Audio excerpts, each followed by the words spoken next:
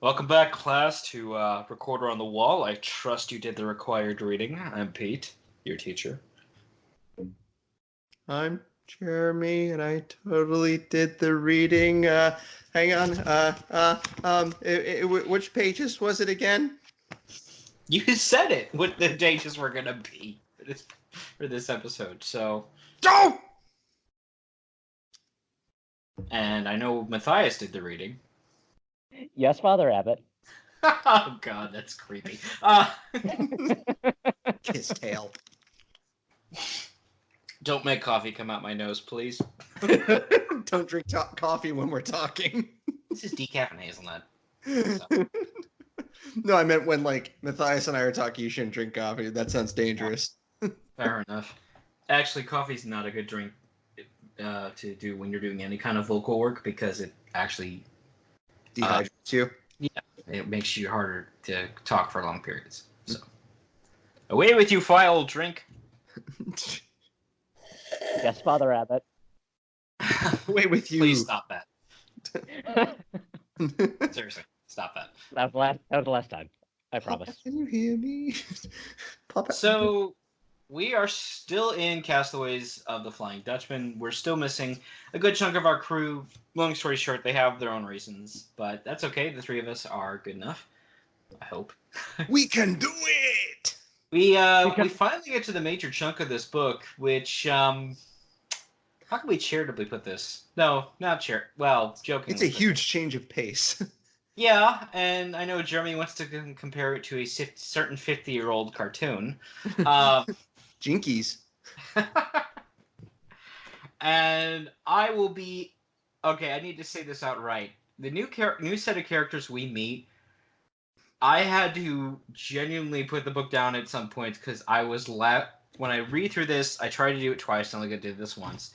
But I was laughing so hard because my mind was on overdrive trying not to think of jokes to do. Our villain characters are named Smithers. Have the last name Smithers. I would just... Yeah, well, our villain is Obadiah Smithers, and just on his first introduction, I was like, he is the first name of the villain from the first Iron Man movie and the last name of Mr. Burns' assistant. This guy had no chance to not be evil. Sir. And yeah, there's no Mr. Burns because that would make it. I don't think I could get through it if there was. But Obadiah has a brat son who, and that leads me to my other major media comparison, which I will try to limit myself on, is that these two interact like the plot is similar enough to Blazing Saddles that I want to make those jokes. I seriously do. Oh my god, I didn't even think about that until right now. Obadiah is Hedley Lamar. Yes! Oh my god. And wait, and his son is... Oh god, what's the name of the... Taggart. Oh my god. Oh my god. Oh. All the things. God, I hope they try the toll booth gag. I can't remember. Somebody go back and get a buttload of dimes. Oh no. Oh, when I was reading a lot of Mr. Smithers, Obadiah Smithers dialogue at first, I just was like, it's like human foghorn leghorn. I say, Mr. Smithers. So my least favorite Looney Tunes. Okay. I'm just going to sit here nodding in the background, listening to the sirens, and imagine that it's coming to scare me. That's on my side. By the way, I'm like 3 blocks away from a fire station, so. Yeah. Well, it's probably better than the freaking trains in the middle of the night.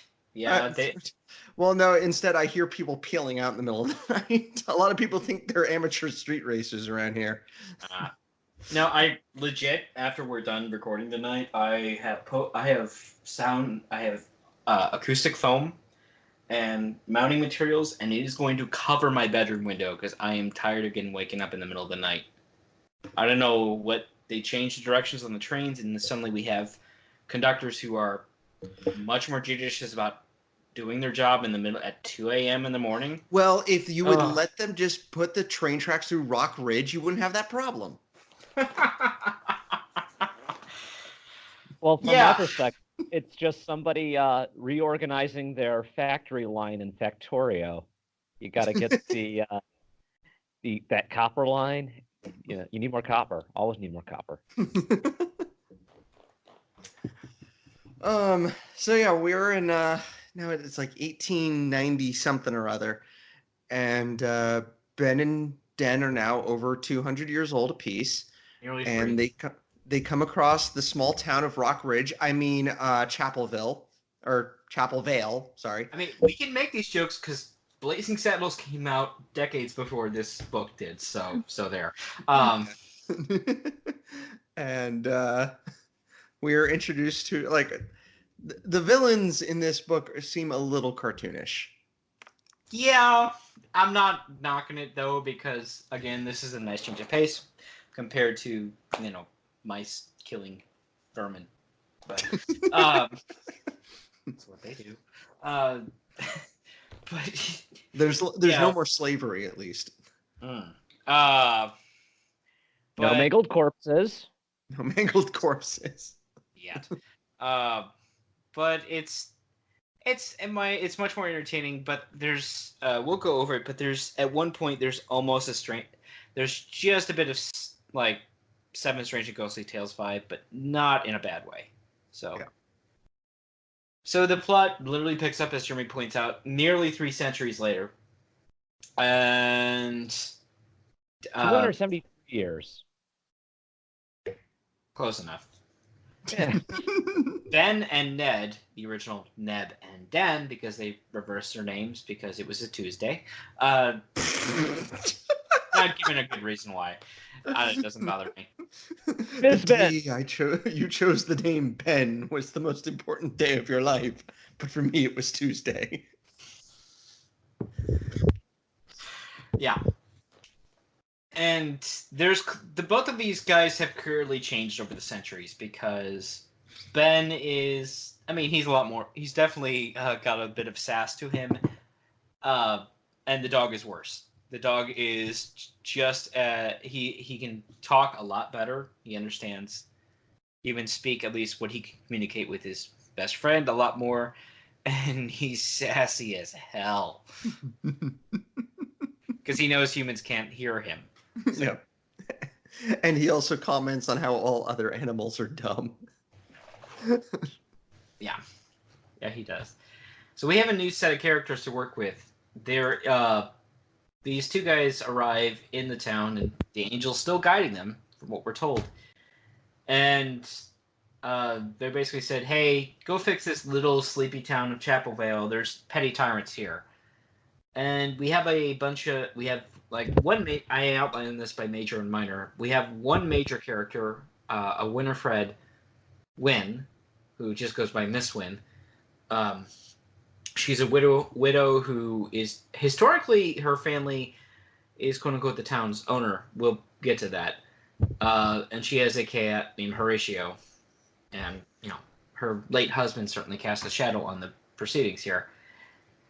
And then we have a bunch of minor characters. We have Alex and Amy Summers, who become pretty quick friends with Ben. Mm-hmm. We let's see. We have John Preston, who's the keeper of the local almshouse, allegedly mad, crazy. Bit of an amateur historian. We have a pair of local dairy farmers, Will and Eileen Drummond. And we have a local librarian, Mr. Braithwaite. Braithwaite? Yep. Okay. Probably. Wait. Okay. Wait. I don't know. Wait, what? We're not British, so we don't have expert idea on how to pronounce these. So there. Yeah. And then we have Maud Bow, who works for the villains, but as a kind of general housekeeper. No, correction. Hetty Sullivan. Or is it Headley? Hetty Sullivan. See, now, you should never have mentioned the Blazing Saddles thing. Well, I'll take responsibility for that. We have Hetty Sullivan, who works as a maid or / housekeeper. Used to work for Miss Wynn, but Wynn can't afford to pay her anymore, so she went to the next richest family in town. Yep. And then we have our villains. We have the Smithers family. We have Obadiah, as we mentioned. We have a Mrs. Smithers who really doesn't do much, so We're probably there. So she has dialogue, so that puts her a step above Bluefin. And barely above Sonya, but yes. And we have their absolutely bratty son, Wilf Smithers, who apparently needs to go back to school a lot. He runs the local quote-unquote Grange gang, and yeah, he's about as bright as Taggart. If we're gonna make that comparison. I'm like struggling to think of a quote from Taggart that's like actually appropriate, and I can't. For this show, I know. Oh my god! If this was the other podcast we were running, it'd be different. Yeah. Oh my god. And we have their ally, who we really don't know her reasons, other than she wants the precious limestone underneath the town. Maud Bowie. Oh. Fine, Bo. And she really hates the good guys and wants them out as soon as possible, and she doesn't want to wait for legal proceedings because raisins. I don't know. For no reason. Yeah. I mean, that's a really grape answer. Yeah, I'm referencing Futurama, but yes. Actually, Wilf Smithers' writing ability is about on par with Fry's. So, and yeah, I'm sure we'll learn in part 3 here, but I don't know what she's after. Okay. So when Ben and Ned get to town, the Grange gang sounds so weird. They're big fans of the ZZ Top song "Lagrange." They're picking on the widow. They're teasing her and throwing rotten pears at her house. Yeah. Okay. And there is a strong suspicion, as we find out later, that they're basically being encouraged to do so by the villains, so they drive out the people faster. Mm-hmm. And yes, if it wasn't already obvious from what we've mentioned with the constant comparisons to Blazing Saddles, the whole villain plot is to get the townspeople to move so the town can be destroyed and a limestone quarry to be set up. Oh, so which character's Mongo? Well, given Mongo goes over to the heroes, I don't know. That's true. Oh, that's why I didn't make that comparison. Wilf Smithers' only pawn in Game of Life. Yeah. And so the gang is beset on by Ben and Ned, who basically is like, "Hi, here's my dog. He doesn't like you." Yeah, I just when Ned starts chasing him around, I was like, somebody cue Yakety Sax. Yeah, pretty much. I do like Ned's comment of, "See, this is why I have my barking practice." So that's why dogs are barking for seemingly no reason. They're practicing. Well, they obviously need a lot of it since they do it very, very, very often. But I love the fact that Brian's writing changes depending on the perspective of the characters. You can see Ned, very graciously described early on in the first chapter of the book. But then here, from the perspective of the Grange gang, it's like something out of Hound of the Baskervilles. And Matthias, I want to point out in your notes here, you have a comment on Amy and Alex as being written fairly well. Yep. I really liked them. I've read some very poorly written children characters, or some that it's like, that character isn't 10, 11, 12. You're writing them like they're 17. It's like they have way better diction. But these characters, Amy and Alex, they feel the age they're supposed to be. Mm-hmm. I mean, say what you want about Brian's writing. He knows how to write for kids and write children in genuine. Yes. One of the best character journeys we do see so far in the Redwall series is the fact that Mattimeo starts out as a brat, a genuine spoiled brat, and by the end of it, his father feels safe transitioning the legacy onto him. But More importantly, Ben gets some apple pie with fresh cream. Oh yes. Not as much like big on food in No. this book so far compared to the Redwall series, but like the few things they do bring up sound very tasty. yeah, Oh, yeah, it definitely does. We do get a sense between Ben and Ned that they've had a lot of adventures, arguably worldwide. We don't Yeah, know where they, they've gone exactly. they do mention they were in America at one point. Neat. yeah, during the Civil War. Yeah. So, well, comparatively speaking, that wasn't that long ago for these guys. Yeah, 30 years, but Mhm. Um, I, I love. another thing we see is that they're still haunted by the Dutchman. yeah, Like, arguably to even post-traumatic stress disorder levels. yeah, and I think it's a nice touch for like even though it's been so long since it happened, like it's still with them and it goes to like the trope of somebody who has eternal life. Like, yeah, you get to live forever, but also you have to live forever and you carry everything with you.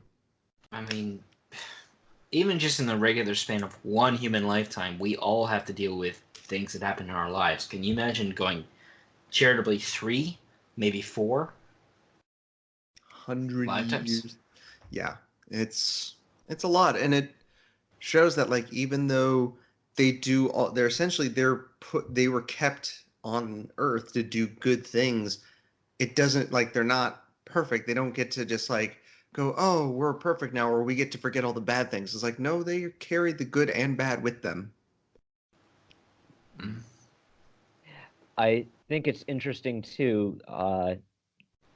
Going back to mentioning the bit about the Civil War, it feels like in their mission to basically help people wherever they go, that they would be involved in some very significant world history events. And we'll see less of it in books 2 and 3, but right here with just that little mention of being around for the end of the Civil War, it's like, yeah, I feel as though these characters are destined to be intertwined with famous bits of history. Yeah. No doubt of it. It's admittedly there's less to talk about here. It's a good plot, but it's I don't know. There's less I can say about it. Yeah, I didn't really go into a lot of detail on a lot of my notes either. Like I just kind of had sporadic things to say where like the plot is moving at a good pace, like there's nothing wrong with it or anything. It's just and things are happening. It's just I don't know, I didn't feel like there was anything truly of note like all the time Mm. Not happening. till we get to the like that final section with the riddle poem, which we're gonna get to. Yeah. It feels like a lot of up until like the riddle is found, like a lot of it's world building and character building. Which is not bad. Yeah, no, I'm not saying I'm definitely not saying that's a bad thing. But it also makes it so it's like not much to write. Like with Redwall in the Redwall books, we have like a lot of big events that keep happening throughout the books, and so we have a lot to comment on. But with this one, it's like, all right, it's just a genuine like just this good character building story building up to now we're getting into like the meat of things where the plot is really moving forward. And arguably, so an outsider could genuinely come in at this section of the story, having not read the start but bits about the Flying Dutchman, and not lose all that much. I'm not saying those first sections aren't important, because clearly they are. They define the characters. They show us how they got to be these immortal do-gooders. But for the main section of this plot, all you really need to know is that they're world travelers, Yeah. and they've been around a while. And the dog can talk, which is still awesome. Yes. I love Ned. I do, yeah. Again, Matthias put a lot more detail into his notes. I was pretty busy this weekend too. Thank you for that, Matthias. No problem. I do love this bit how you point out how the boy could have like, should he tell her the whole truth about where he came from? Well, I'm 300, nearly 300 years old, and I was totally on the cursed ship Flying Dutchman. So,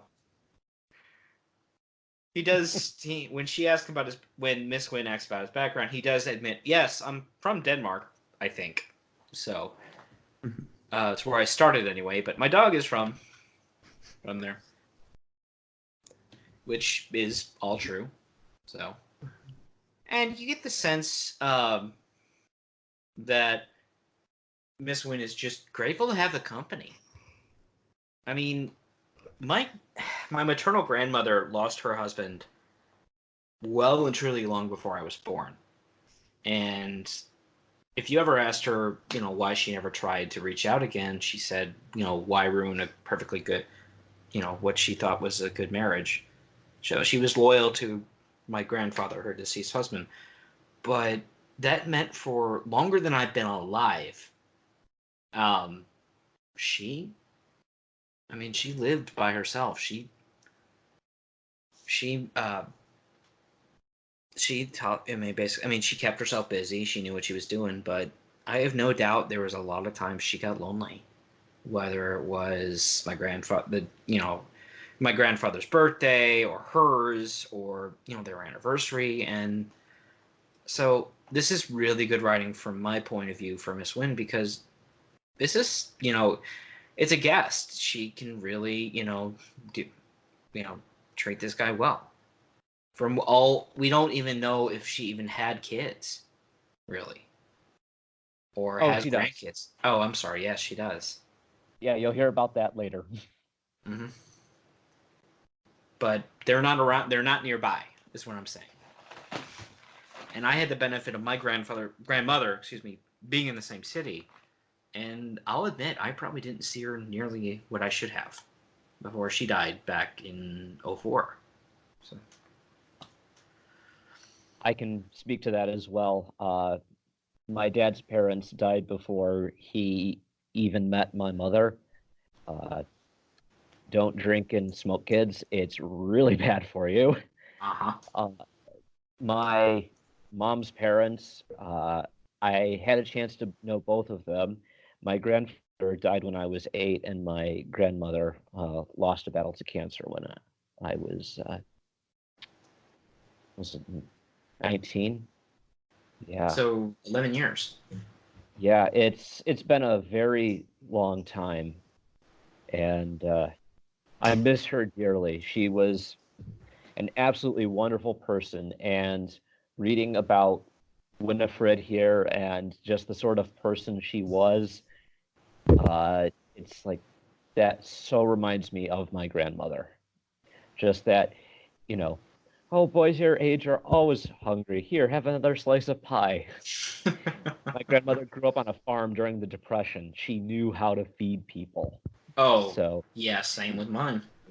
my parents and I would go up and visit her, and it would just be the 4 of us, but she would make enough food for 8 people.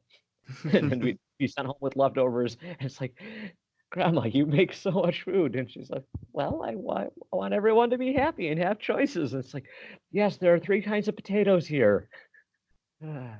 Anyway, enough of my nostalgia. Yeah. So, Ben outright learns the whole primary plot that the town is got basically a week left before they're legally going to be forced out.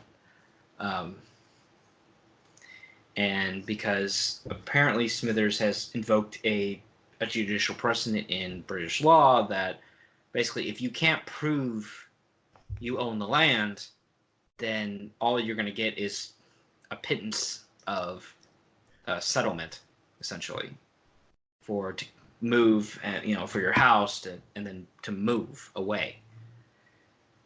And yeah, we're not a political podcast. I don't want to get into the whole American thing of eminent domain, but this kind of thing does happen. Do want to point that out. So yeah, and losing a town everyone has grown up into that people enjoy. Yeah, this is a bad thing. And there's a stirring. I know, Matthias, this is your notes. Brian definitely points out the whole progress for progress' sake is not always the best thing to do. Yeah. I don't think that was something that he was very fond of. The way he describes it at the very beginning, it was I think, a subtle but scathing indictment of just sheer progress for sheer progress's sake. It's like, why destroy something when you can just let it be? Mhm. And I think that's a very important philosophy to have, especially with all the terrible things you hear these days about the Amazon rainforest being decimated, or some ruins somewhere being, destroyed for whatever reason. It's like, can we just leave what we already have intact, please? So, but back to a more positive sense. So obviously, Ben and Ned's mission here is to prevent this town from being taken over by greedy railroad barons and people who want to build limestone factories and quarries. And men who like to twirl their mustaches. And then eventually they'll capture him and pull off his mask, right? It was Old Man Smithers. Wait, we knew that. Wait, hang on, it's Old Man Mr. Burns. Eh.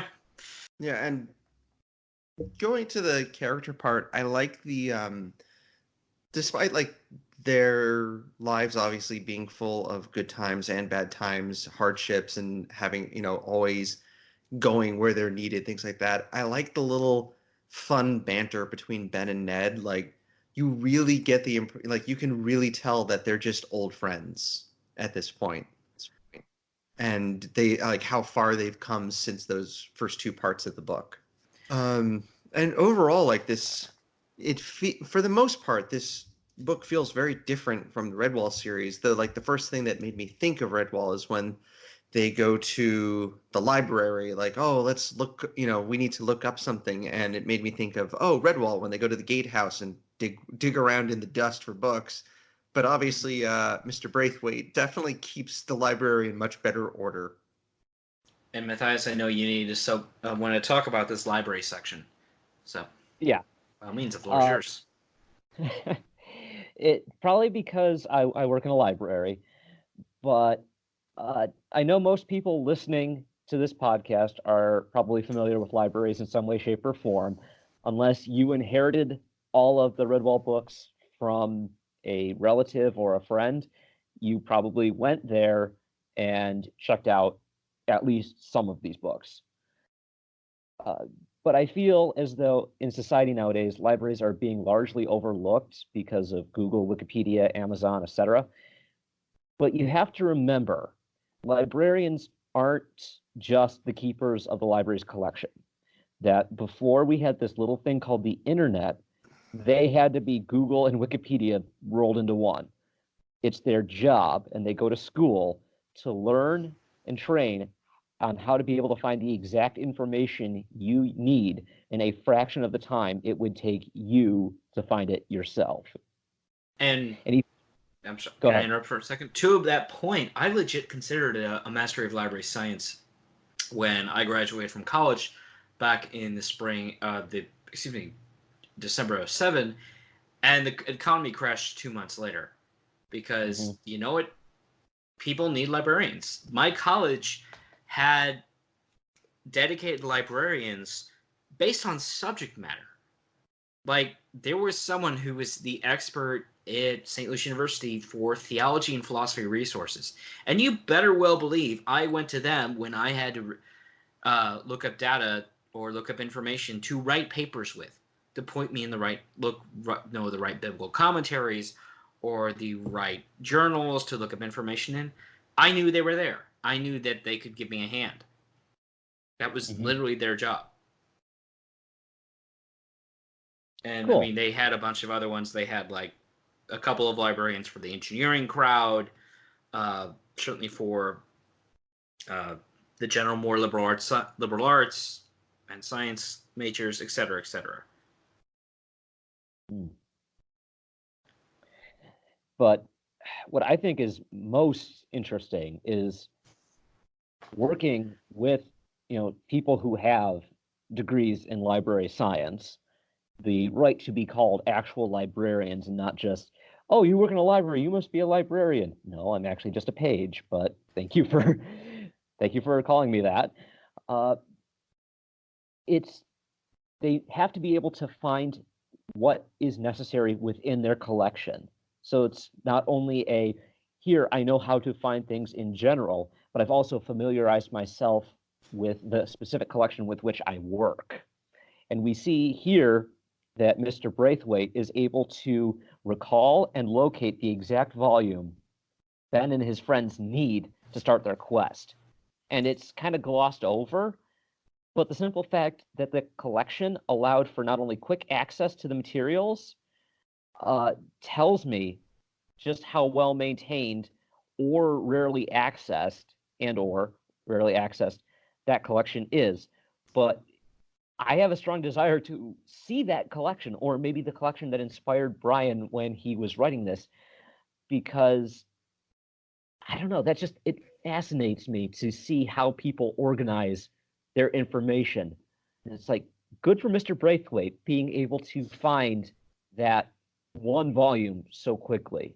He stops being the, kind of this bumbling character that we'll see pop up in and out.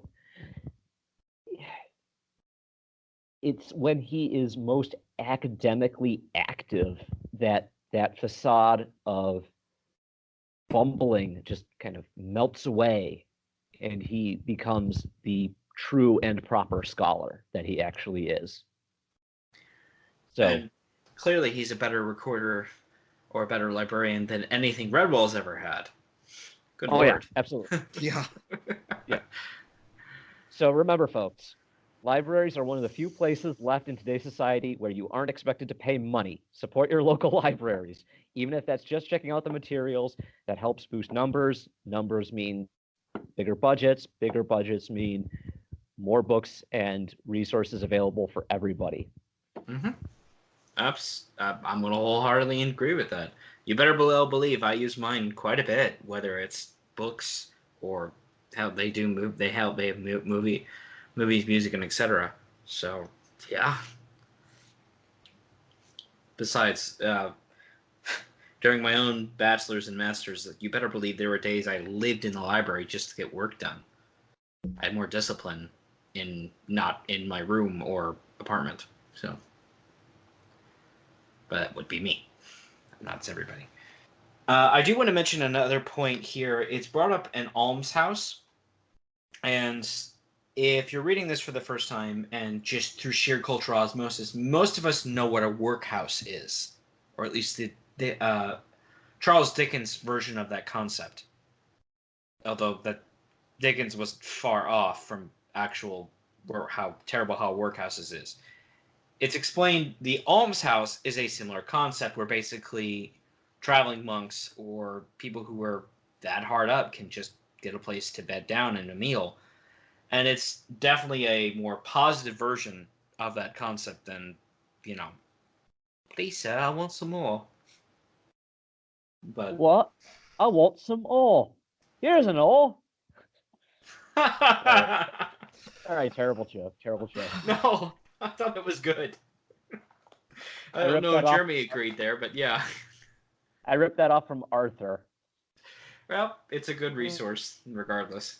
I still can't believe that cartoon is still going. I mean, they outpaced whatever book materials they had to work with a long time ago. And you know what? From what I hear, they're still doing it pretty well, unlike certain book-to-TV translations. I'm looking at you, Game of Thrones! Sorry, I'm still twitchy about that. All these months later. Sound of silence. Yeah, Matthias, I was looking at some of your notes here about Lego bricks. Dude! What? That's evil! Sorry, I hate the Grange Gang. I want them to, not walk away like they're on eggshells, but Lego bricks. I mean, dude! I want them to go away delicately because they're afraid of getting speared. I don't like them. Yeah.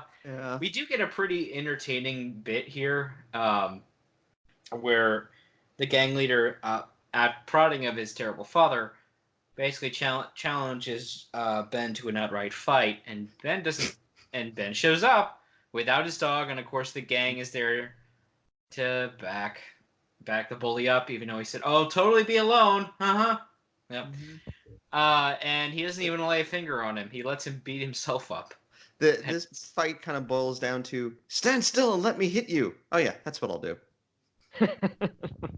It's almost like, yeah, and Avatar: The Last Airbender-esque with Aang just not hitting someone because he genuinely doesn't try to. At least that's where my mind ran to. And Will Smith. I do have to ask, did Ben use the Vulcan neck pinch on Regina? He did. I noticed that. Okay, good. Yeah, the one of the other members of the gang, Regina, is understandably upset that Wolf punches a brick wall instead of Ben's face. Spoiler: the wall wins. Ben, how? Outright breaks his hand. Hand now.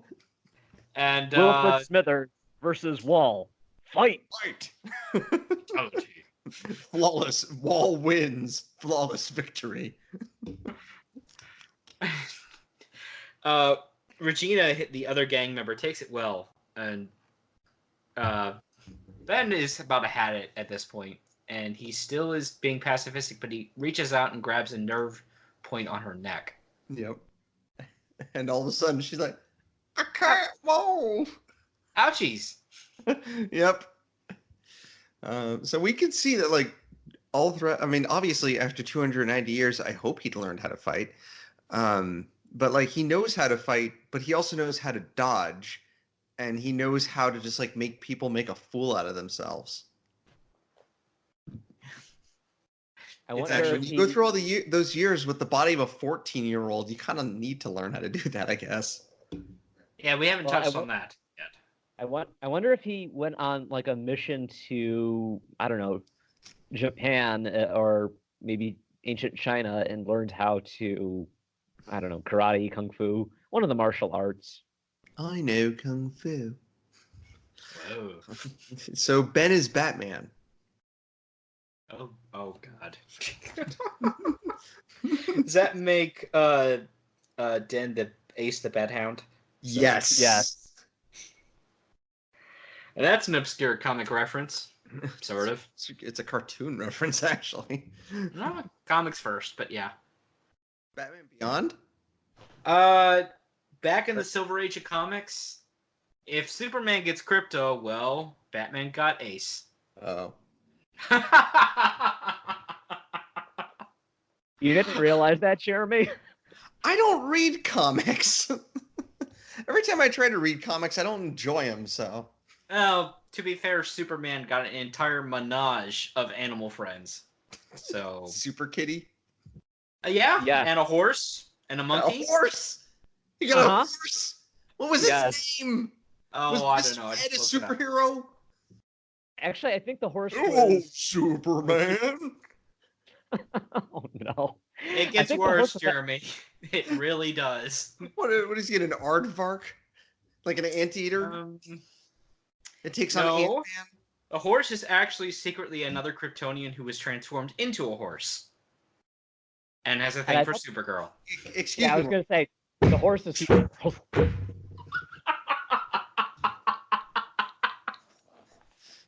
right, Wait, that was pretty... You okay, that was Jeremy? pretty funny.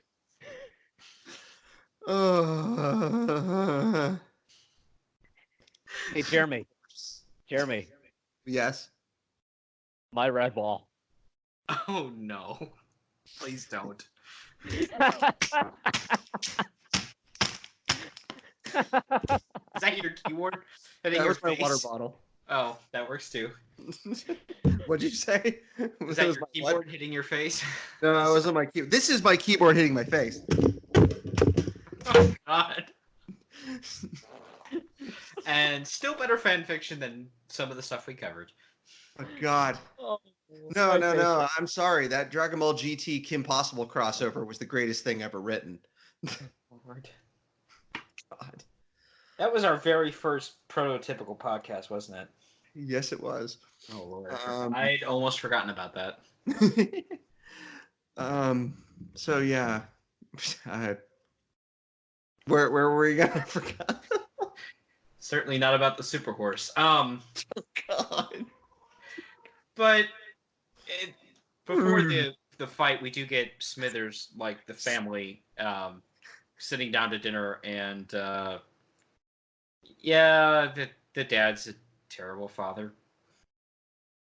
There's almost a Harry Potter-esque relationship, like between Vernon and Dudley. I believe that's it. And if you're wondering who the heck he's referencing, I'm talking about Harry's terrible stepfamily. So, Who? Well, you haven't watched the Potter franchise or read it, so I've watched like a little bit of the first movie. That's about it. And I didn't dislike it. I just was watching. I'm like, I bet I would have been really digging this if I was like 10 years younger. there's still good material, but Well, no, I was thinking this when I saw it when I was like 19. oh, that's fair. Yeah. I mean, I first read it in high school, but about the time I left Redwall, but that's another story. But that's a story for another day. The plot keeps going, and we get in chapter 18. We get more of Maud, and how did you describe it, Matthias? Oh, that if she wasn't one of the bad guys, I think I'd probably like Maud Bow a bit more. I mean, she's a reasonable, level-headed, and cautious individual. That and she insults Wilf to no end, so... And that's fun. Yes. But the fact remains she's one of the bad guys, and she has terrible motives. But, yeah, put her in a different role, she'd actually be an interesting character. The fact that she's like this very prim and proper person, and that she's forced to basically live with Obadiah Smithers and his son for who knows how long.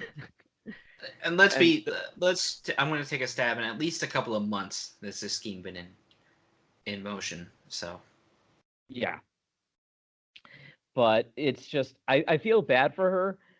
But then I remember everything that she's there to do, and it's like, you know what? I don't feel quite so bad anymore. So she's there as basically her father's representative who wants the limestone. He's the ultimate, like, bad guy behind the scenes, but we don't see him. And yeah, she's the one who's like, get the town people out now and do it now. And almost not wanting for the legal mechanisms to do it for her. Well, time is money, and if it takes more time, it costs more money. And... I mean, to be fair, she mentions her father has basically said he's got demo teams and construction teams for the limestone quarry and cement factory all ready to go, but they can't act until the townspeople are gone, and they don't want to. She really doesn't want to wait until the townspeople to leave. They just want to get going.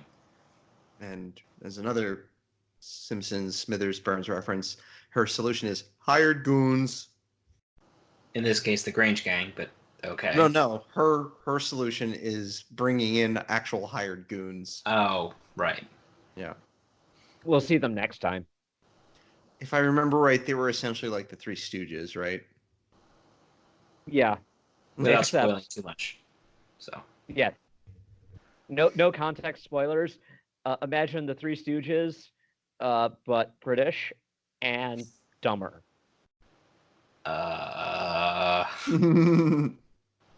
Yeah.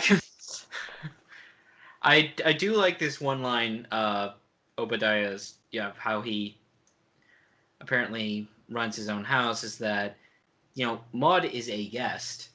She is sheltering in his house and he's feeding her. I know that he's being compensated for his work as their legal representative, but still, when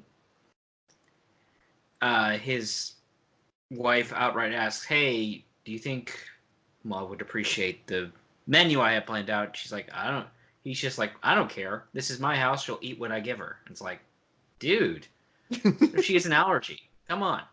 Oh, I don't think he cares. No, I know he doesn't. I would also venture to guess that in that day and age, nobody cared if somebody had an allergy. Well, I mean, they had barely accepted germ theory. I doubt they even understood what an allergy was in a scientific method way. He does point out. Obadiah also points out, hey, that dog, you don't. If it bites you or any of your friends, let me know and we'll have a legal order to have it destroyed. I'm like, oh, so there's our Wizard of Oz. Get you, my pretty, and your little dog, too. That's not a little dog, though. Labs are not little. I'll get you, my pretty, and your big dog, too. And yeah, he also tells his kid, as we've mentioned, hey, go beat up that newcomer. I'm sure that won't go terribly wrong. Hey, why is your hand like that? Why is your hand bent the wrong way? I And told you to beat up a kid, not try punching the wall.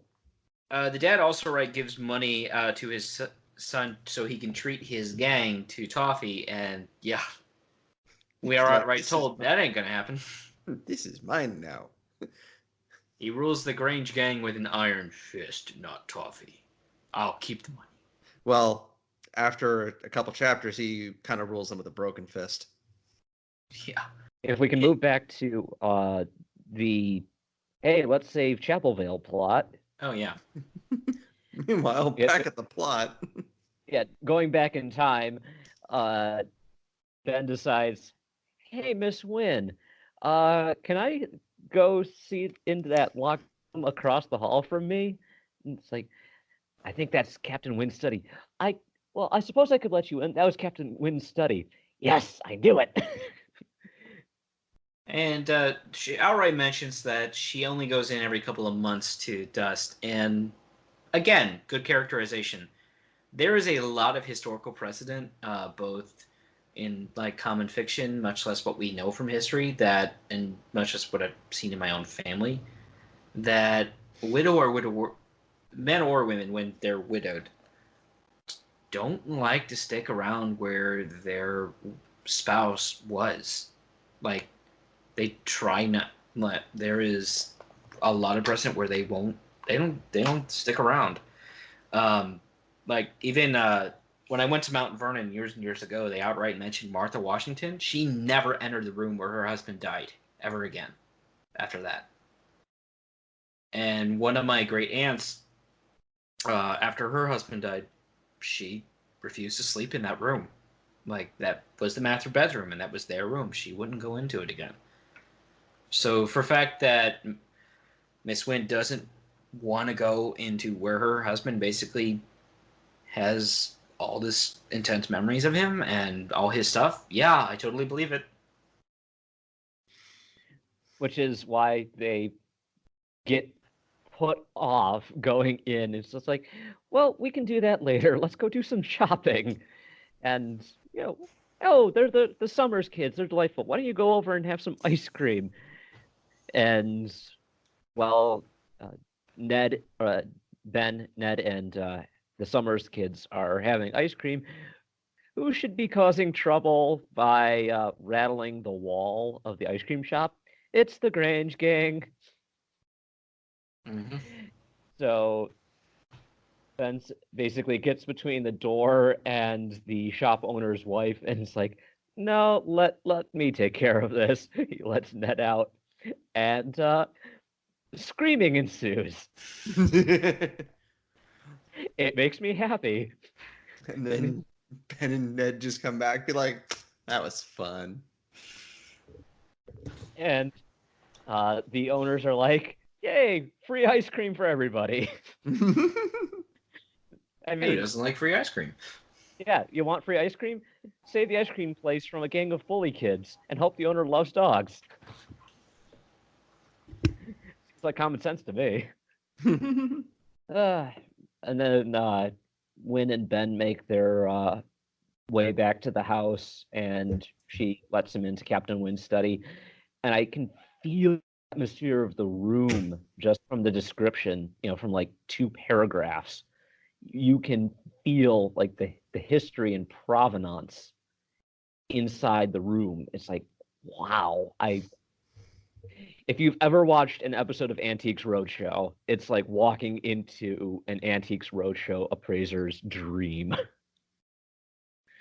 And if you've ever also dug through any of your grandparents' mementos, or if you have any of your parents' things, and they tell you, "Oh, this is from when I was, thus and such old," and you know, this is why it was important to me. I had this when I was a kid. I had it in my room. I had it placed over here on this shelf, and I looked at it, and it's like you stop and think to yourself, I don't.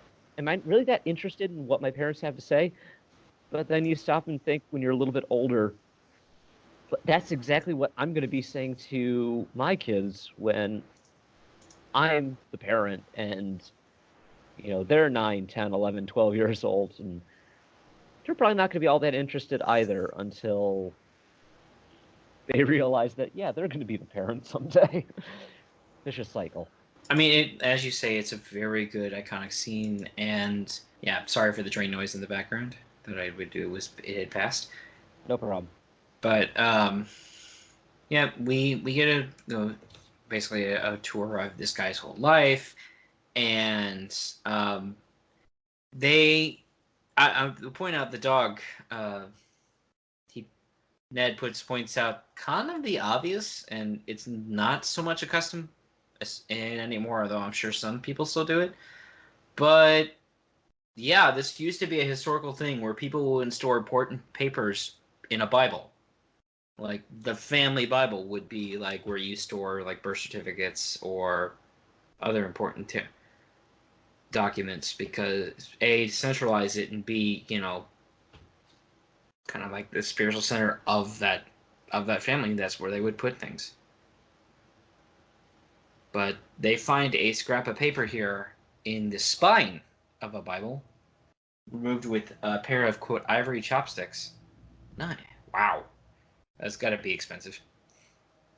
And I shudder to think how shot that Bible's binding is. If a little piece of paper can be fished out with a pair of chopsticks, it's my inner librarian just shuddering. Ugh. Ugh. Not my cringing. But, and yeah, the dog points it out. Hey, look there. And what do you know? It's a scrap of paper. Basically, it doesn't outright confirm that the Wynn family technically has jurisdiction over this area from a king in the 1600s, but it definitely leans in that direction. And here we go again, Brian's favorite, riddles and puzzles. Yep. Yeah, we And finally get our riddle poem, and I'm not gonna lie here. There was part of me like, and this is the inner theology major of me. I had 2 majors in college, communication and theology, and I was reading through this thing, and I was just like, I know what this is. Come on, you guys can figure this out a lot faster. Let me read this outright. Basically, it's take the commandments, pace west, away from blessed naming place to. Well, this thing's later. Oh. They find this at the almshouse. Oh, sorry. I'll shut up. So Ben finds half of like what looks like a piece of a riddle and decides to go to the almshouse and decides to check out who John the Mad Professor is. And John at first threatens like, "I'll shoot you with my shotgun if you kid don't get off my lawn." And then Ben actually looks inside and goes, "Oh, he's just messing with people. He's not violent. He's just a little crazy." And so so we get our first instance of a song.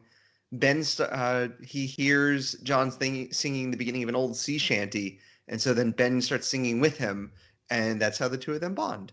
Yeah, John Preston's probably my favorite character in this book, after Ben and Ned, of course, because he feels so much like a real person, a character. His dialogue feels like something you would hear an actual person say. It's not just something that's like, oh yeah, this was written for this scene from this book. I'm guessing this is probably based on an old sailor Brian met in his youth. Just based on the mannerisms and the effects of speech, this couldn't not be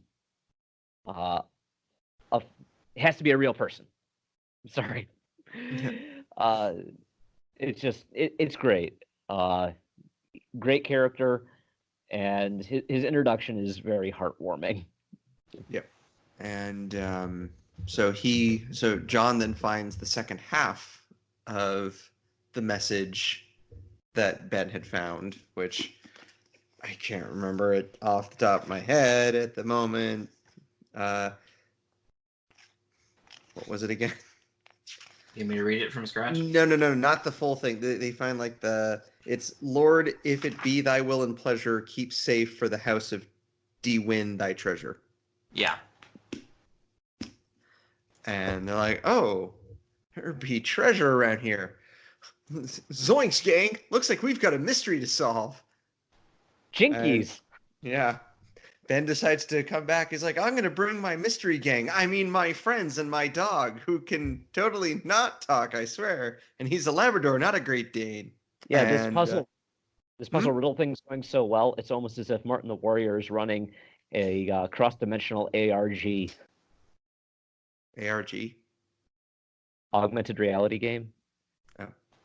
That's kind of like a scavenger hunt, but it involves lots of different types of puzzles, and some of the more complicated ones like have audio files with pictures hidden in them, and text hidden within photos that you have to Photoshop. And okay, never mind. This is getting to be too complicated. Ignore me. And we get the then they do find Pete. You are free to now read the other riddle, because they find this in the almhouse. Yes.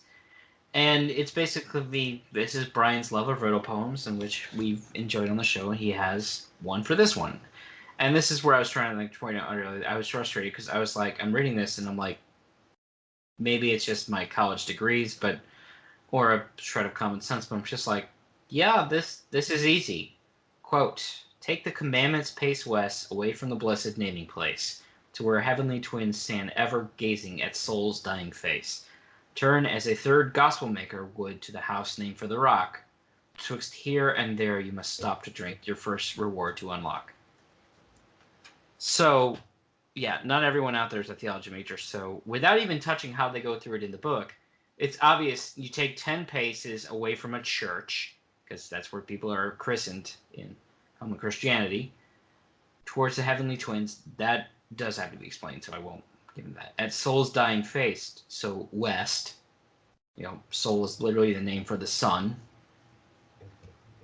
Turn as a third gospel maker at Luke, and yeah, towards the house named for the rock. Who? What is in common Christian theology? Who is quote unquote the rock?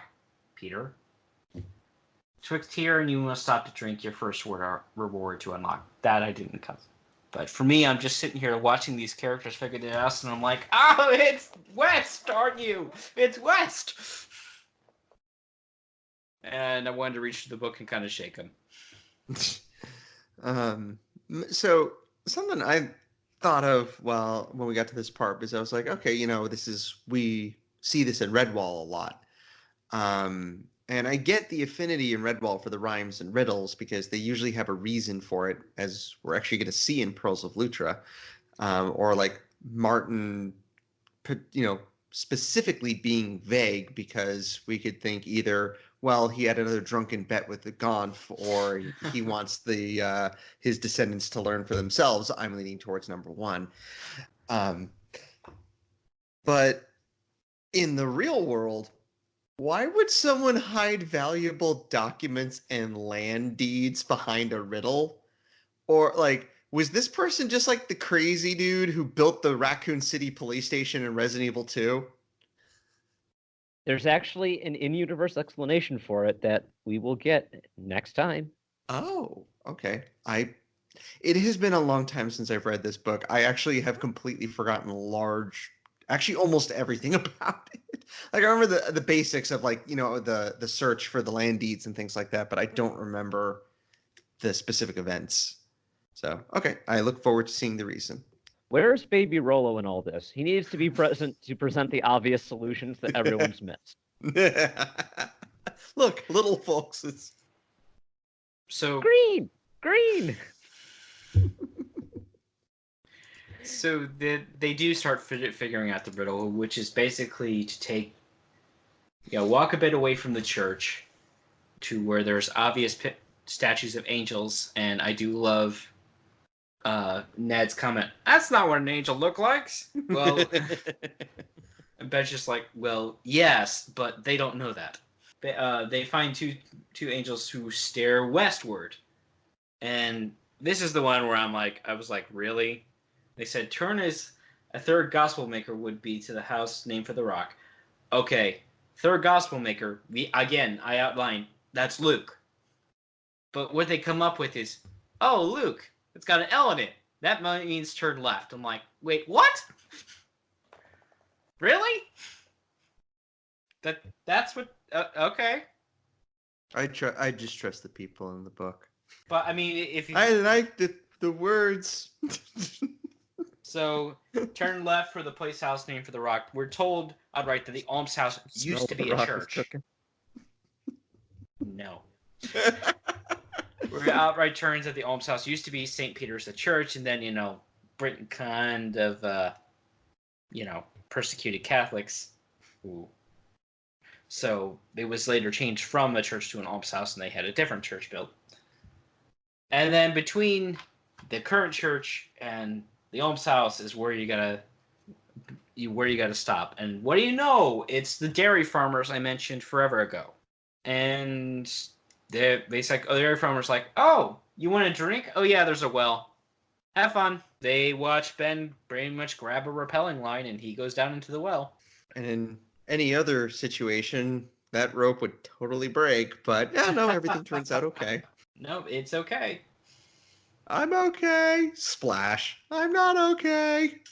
He basically finds, oh yeah, I love this part. This well taps into a stream that apparently is the town's primary water supply. They're like, oh, I found some lead down here. Let me just clear that out. And that goes right into the water supply. They're like, yeah, just dump it in the water. It's fine. Look, it's 1890. It's fine. They weren't gonna live past 50 anyway. Oh wow. Mrs. Wynn is like, I'm only 30 years old. Oh no. And yeah, ignoring the poison in the water supply now. He pulls out a chunk of tallow, which is animal fat made into wax, which they proceed to melt because there's something in it. Yep. And they're doing this at the farm, halfway between where the old church was and the almshouse, and it owned by Will Drummond, and he seems like a really genuinely nice guy. The sort of guy that, he sees you walking down the road, invites you in for afternoon tea, dinner, and then offers you a ride home, apologizing for keeping you so long. It's like, a genuinely good dude. Like, yeah. But they do mention how bad the tallow smells when they're melting it. Yeah, that makes sense. We don't know how long that chunk of animal fat turned into wax has been down there. But they melt it enough to pull out a gold chalice. At least they didn't dump that stuff in the lake or in the water. Team Chapel Vale. You got a chalice.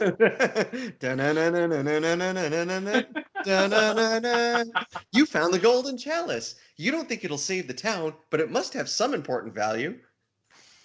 Well, it's part of a trading sequence, Jeremy. There we go. No. Team Chapel Vale has chosen wisely. Love it. Oh. Is this a reference to something I don't know? Third Indiana Jones. It is a reference to something I don't know. They found a chalice. And the story pretty much ends here with Ben getting another invite to a fight. No, it's not really much of a fight. It's we double dog dare you to go in there, man. That's basically what they're inviting him to. More or less. We're not going to see how it's going to work out, but it basically, Will Smithers is kind of mad he broke his own hand. And, it's totally his fault, but he doesn't see it that way. Well, He's not exactly the brightest bulb in the box. No, we're both times he passes a note to Ben. It's he can't spell very well. The second time, it's not even him writing it. It's Regina. I guess she's still recovering from the Vulcan neck pinch. They found. So it's basically, hey, I just want to talk, and we're gonna totally dare you to walk into that almshouse with the creepy guy.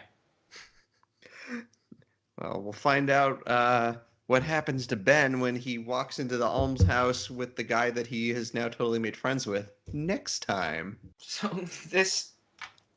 and that pretty much wraps it up. There is one minor point I want to point out. At one point, Miss Wynn feeds her cat Horatio milk, and uses that same milk to makes up hot cocoa for Ned the dog. Well, it's a good thing he's immortal then.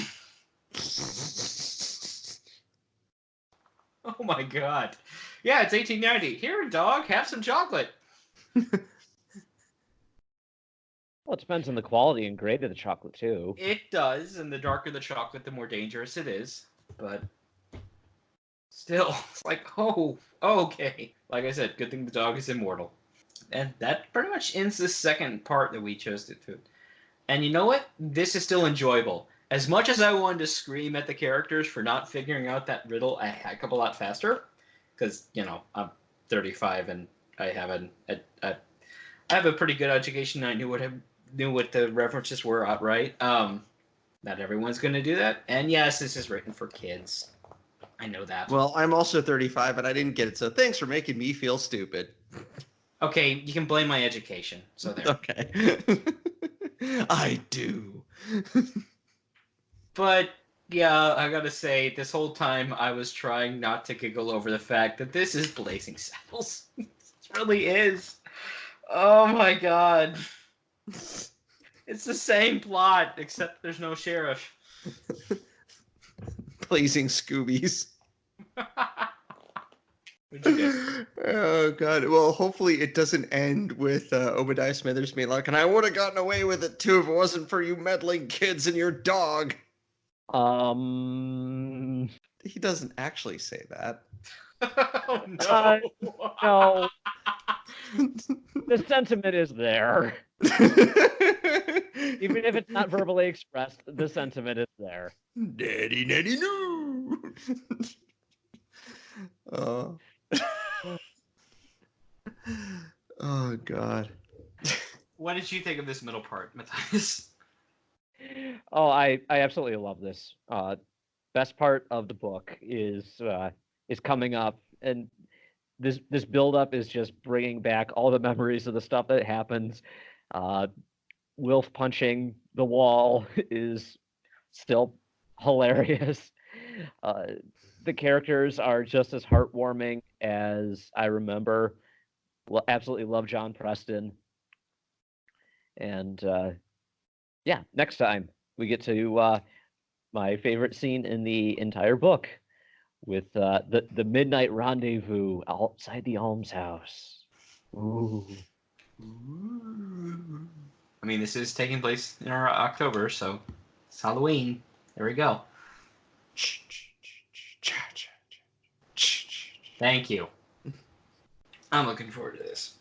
Yeah, no, like I said, I've forgotten a lot, so it's like kind of reading this for the first time again, and I am definitely enjoying it. And it is a good change of pace. And while I do look forward to getting to Pearls of Lutra, I am definitely enjoying reading this book. Agreed. It's gonna be weird getting back to Pearls and it's like, oh yeah, this is what we were doing.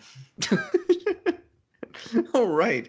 There are books of these Redwall things, not just comics and cartoons. I do want to add one more thing, and that's I years ago listened to the audiobook version of this, and the audiobook is quite good, as I'm sure if Katie was here, she would attest to. But I don't know. There's just something about listening to a person with the actual accent capacity pronounce the words that these characters are trying to say. Having the Welsh couple actually have a Welsh accent is refreshing. All right, that'll wrap us up then. So, who wants to do the where can they find us? I can do it. Okay. You can find us at recorderonthewall.com. We are on Apple Podcasts and Google Play Podcasts, and Pete is still working on getting us on Spotify. Come on, Spotify, let us on, let us on, let us on. We are also found on the official Redwall forums and on the Eulalia subreddit, unless they somehow fight the great battle and reclaim the Redwall as the subreddit. I don't know how that goes. I don't know how any of this Reddit stuff works. I'm assuming it's just like medieval times over there. You can also find us on Twitter at ROTWPod. And by us, I mean probably Pete, because I don't know how Twitter works. And you can also email us, rotwpod@gmail.com. Okay, very good. Well, that being said, I'm Pete. I'm I'm Jeremy. Matthias. Oh no, we did it again. I mean, you didn't overlap that much, so I think No. you're okay. And we will see you in 1 week, folks. Bye, everybody. Bye.